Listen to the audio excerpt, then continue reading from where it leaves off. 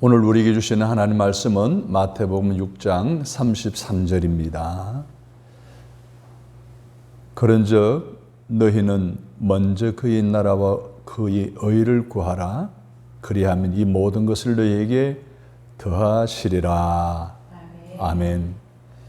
오늘은 관계 회복의 출발점이라는 제목으로 말씀을 드리려고 합니다. 인류의 역사는 관계 속에서 시작되어졌다 해도 과언이 아닙니다. 하나님이 태초에 흙으로 빚은 그 코에 생기를 불어넣어 생명이 되게 함으로 이름을 아담이라 지었죠. 근데 하나님 보실 때 그 아담이 독처하는 것이 보기에 썩 내키지 않으셔서 그가 잠든 사이 아담의 갈비뼈를 축출해서 하와를 빚어내십니다. 그리고 아담에게로 데리고 가죠. 그때 아담이 이렇게 표현합니다. 내 뼈 중에 뼈요, 내 살 중에 살이라.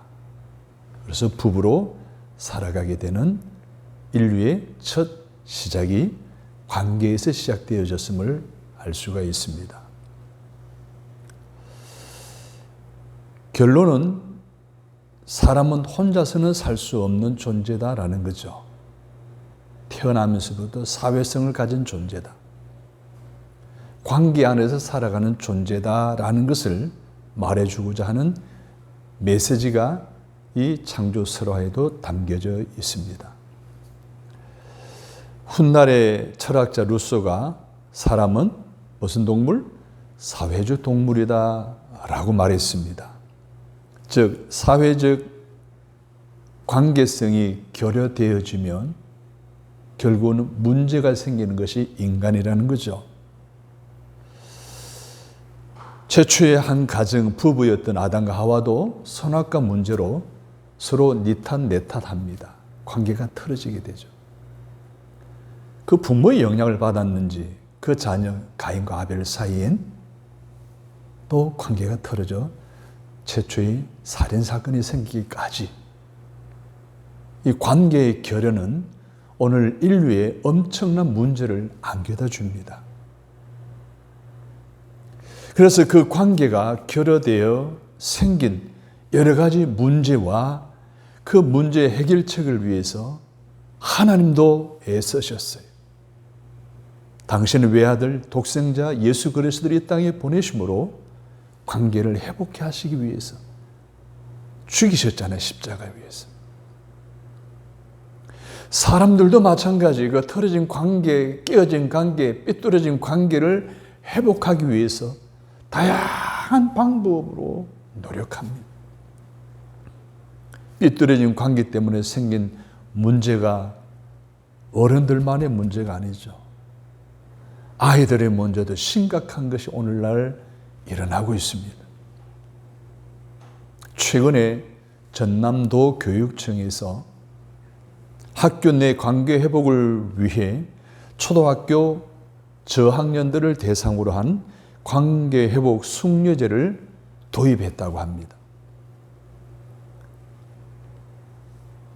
처벌보다는 아이들 사이에 폭력의 문제가 있잖아요. 그것을 해결하기 위해서 처벌보다는 관계 회복 프로그램을 우선 적용하여 원만한 학생들과의 갈등 해결과 건강한 학교 문화를 정착시키고자 하는 그런 의도를 가지고 숙려제도를 시작했다는 거예요. 또 지난주에요. 서울시 교육청에서도 모든 초중고 학교에 상담교사를 배치하겠다라는 발표를 했어요. 그 원인이 뭔지 아십니까? 이유가 뭔지 아십니까? 10만 명당 101명이 지난 6월 달까지 자살했다는 거예요. 지난해에 비해서 111%나 증가된 숫자예요. 청소년들의 자살이 아주 심각한 폭력 문제, 성적 비관 문제, 인터넷의 무방비로 노출되어져서 인터넷을 통한 다양한 자살과 여러 가지 폭력에 대한 무방비한 상태인 아들이 영향받음으로 여러 가지 많은 문제가 발생한다는 거죠. 학폭으로 인한 인간관계가 깨어지는 결과다라고 보고 그러한 숙려제도를 도입했다는 거죠. 그래서 서울시 교육청이 서울 학생 마음건강 정진 종합계획을 발표해서 전 학교에 상담소를 배치해서 5년 내로 자살률 50%로 줄이겠다는 프로젝트를 가동했다는 소식을 제가 뉴스를 통해 들었습니다. 아이들만의 문제입니까? 관계가 깨어지는 것이? 어른들의 이혼 문제도 심각하죠. 어른들의 자살 문제도 심각하죠. 고부간의 갈등 문제는 없습니까? 요즘 많은 젊은이들이 인터넷 중독으로 인한 수많은 문제를 야기시키고 있는 것, 다 관계성이 삐뚤어져서, 관계가 틀어져서 생긴 사건이고 문제고 또 우리가 껴안고 있는 여러 가지 해결해야 될 문제라는 거죠. 이렇게 숙려 제도를 국가적으로, 사회적으로 아니면은 개인적으로 다양한 프로그램이나 방법을 통해서 해결해 보려고 몸부림치지만은 그것은 언제나 한계가 있어요. 제한적이에요. 여전히 사회적인 비극은 끊이지 않고 이어지고 있습니다. 결여된 관계가 회복이 되어야 오늘 그리스도인으로서 하나님의 형상도 회복될 뿐만 아니라 삶에 있어서 깨어진 관계가 깨어진 잃어버린 신랑, 깨어짐으로 인한 잃어버린 신랑원도 복락원으로 회복이 되어질 수 있지 않겠습니까? 그래야만 우리 인간은 행복해지는 거예요. 관계가 회복될 때 행복해지는 거예요. 사랑하는 여러분, 하나님과의 관계이든지 사랑과의 관계이든지 깨어진 관계 회복 없이는 우리 행복을 기대할 수 있다 없다? 없다는 것이 제가 지금까지 말씀을 드린 서론의 내용의 핵심입니다. 그러면 관계 회복이 우리에게 필요한데 그 출발점은 누구일까요? 많은 사람들이 서론에서의 내용처럼 다양한 방법을 선택하고 시도하는 인간에게 있다라고 보는 경향이 강합니다. 그래서 사람들은 관계 회복을 위한 스스로의 다양한 방법을 선택하여 시도합니다. 사회적인 제도인 숙려제도, 또 상담사 배치하고, 또 도시나 아니면 국가적인 조치를 위한 다양한 프로그램이나 놀이문화나 체육활동, 그리고 개인적으로는 여러 가지 치유 프로그램이나 여행 등등을 통해서 관계 회복을 위해 얼마나 많은 사람들이 노력하고 투자합니까? 이것을 이 회복을 위해서 사회적인 여러 가지 부담을 우리나라가 안고 있는 거예요. 이게 심각한 문제예요. 그래서 여러 가지 다양한 시도를 하게 되는데 여러 가지 좋은 경험과 결과들을 얻기도 합니다. 실제로 과학적으로 입증되기도 했습니다. 인간의 몸에 분비되는 액이 있는데 호르몬이라고 하는 분비물이 있잖아요. 이 호르몬은 이로운 호르몬이 있는가 하면 해로운 호르몬이 있어요. 아드레날린 같은 것이 해로운 호르몬이죠. 또 세로토닌 같은 이로운 호르몬도 있습니다.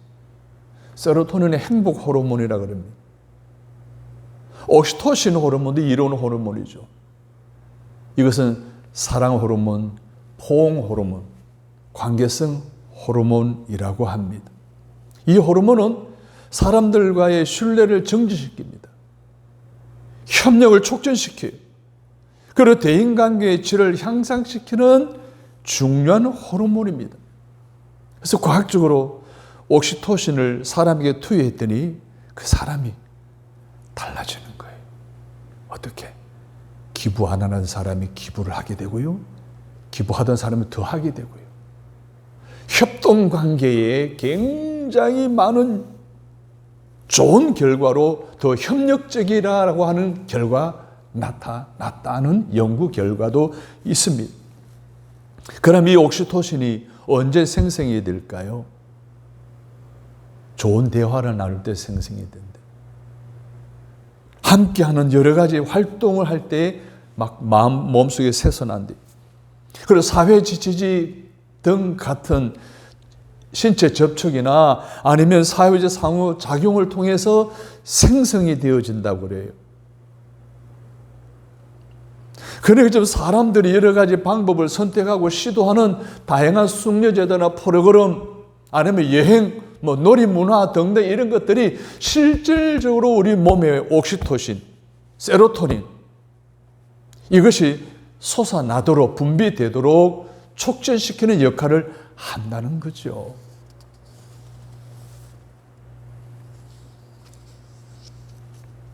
그러면 이것이 세상 사람들의 모습이라고 한다. 우리 그리스도인들은 그리스도의 모습 속에서 아니면 몸 속에서 옥시토신이나 세로토닌이 펑펑 솟아나게 할 수 있는 아주 쉽고도 아주 간단하고도 아주 좋은 방법이 있어요.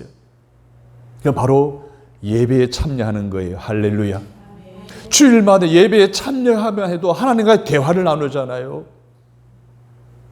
예배를 통해 하나님과의 뭐예요? 커뮤니케이션이 있잖아요. 또 하나님의 지지를 받잖아요.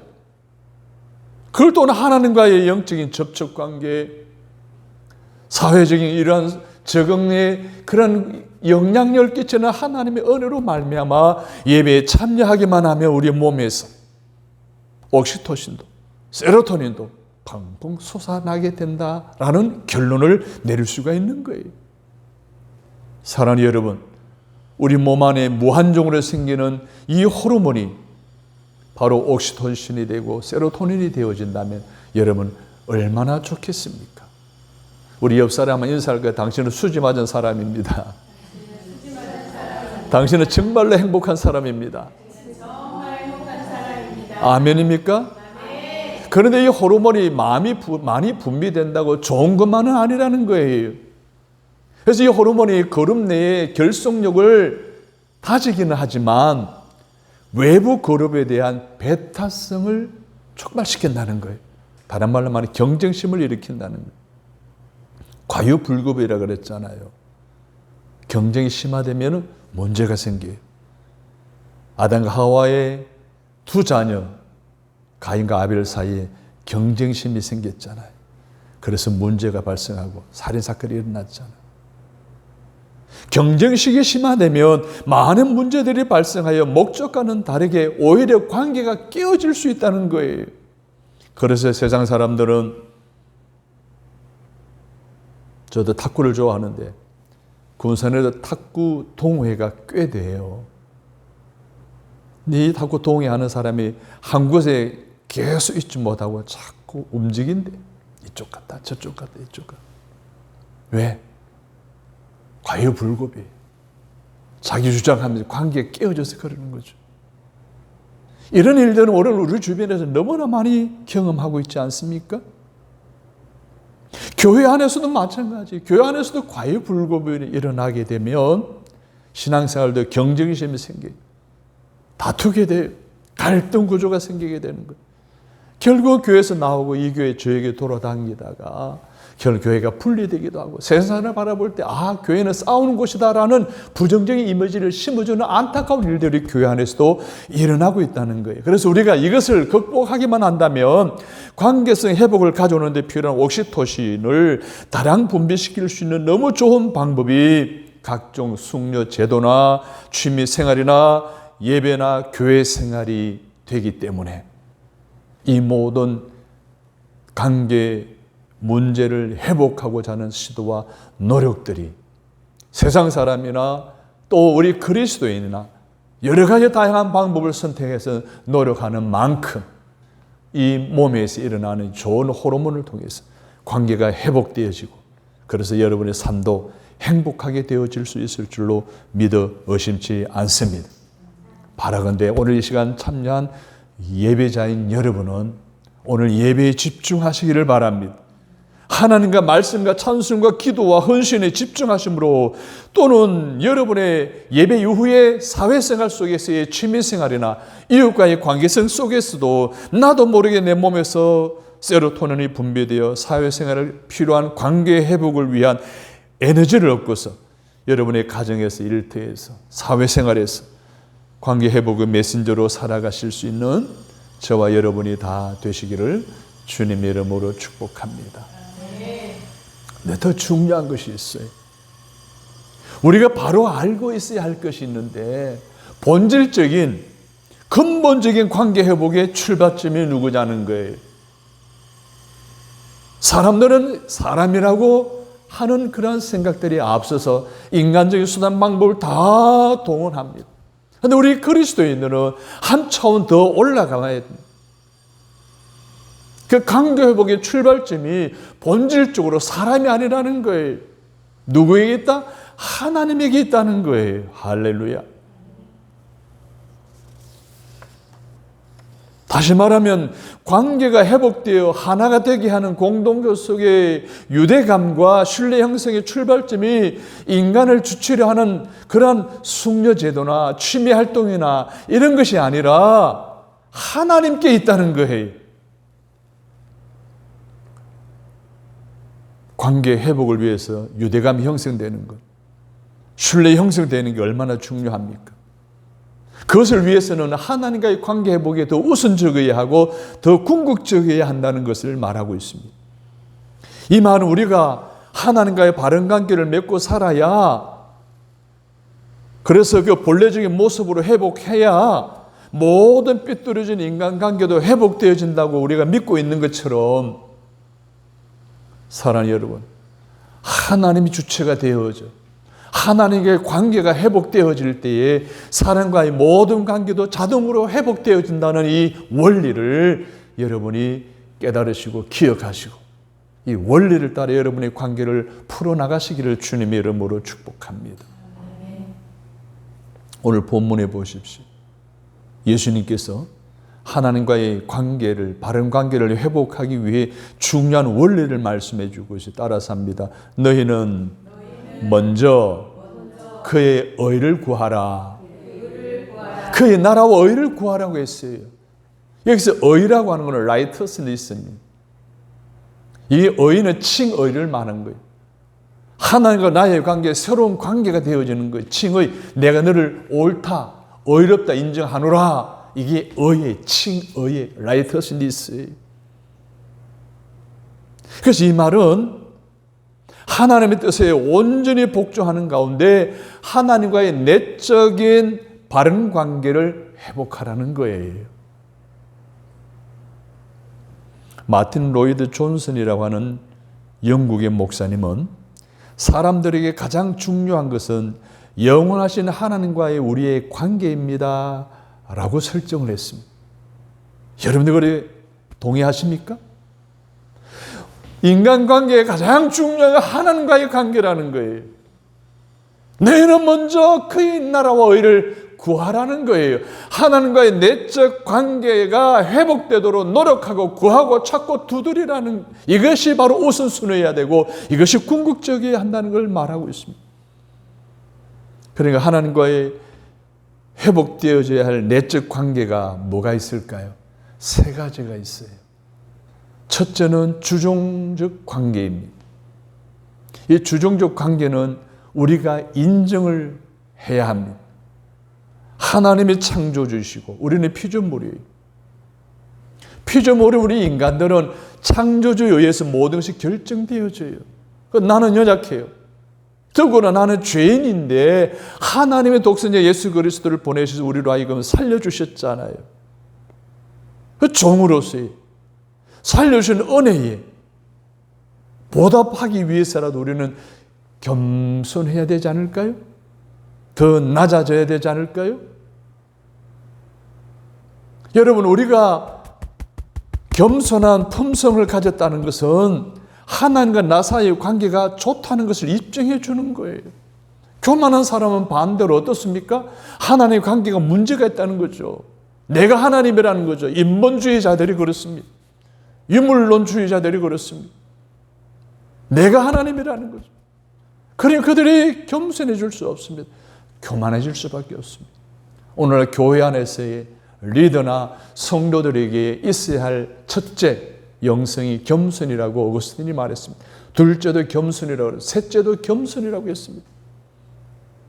사랑하는 여러분, 주정적인 관계 회복을 여러분 우리에게 필요함을 인정하시고 더욱더 겸손해지시기를 바랍니다. 나는 주인이고 나는 종이라고 하는 이러한 엄연한 사실을 인정하시기를 바랍니다. 그래서 여러분도 관계 속에서 먼저 섬기시기를 바랍니다. 먼저 낮아져서 겸손하게 먼저 섬길 때 우리의 관계는 온전히 회복되지 않을까요? 두 번째는 중보적 관계입니다. 이 중보적 관계는 계속 유지되어져야 할 관계예요. 여러분, 예수님이 하나님과 나 사이의 중보자가 되셔서 십자가에 달려 죽으심으로 보혈의 피로 우리의 죄를 씻어 우리의 죄를 도말하여 주시고 우리의 죄를 담당해 주셔서 죄 없다 여기는 어렵다 여김을 받도록 해 주셨잖아요. 그 예수님의 중보적 관계,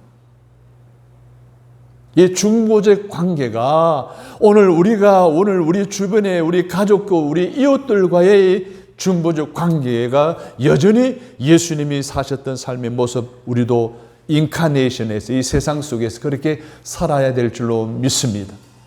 그래서 이 중보적 관계를 먼저 인정해야 돼요. 그리고 우리의 삶 속에서 유지되도록 노력해야 되는 거예요.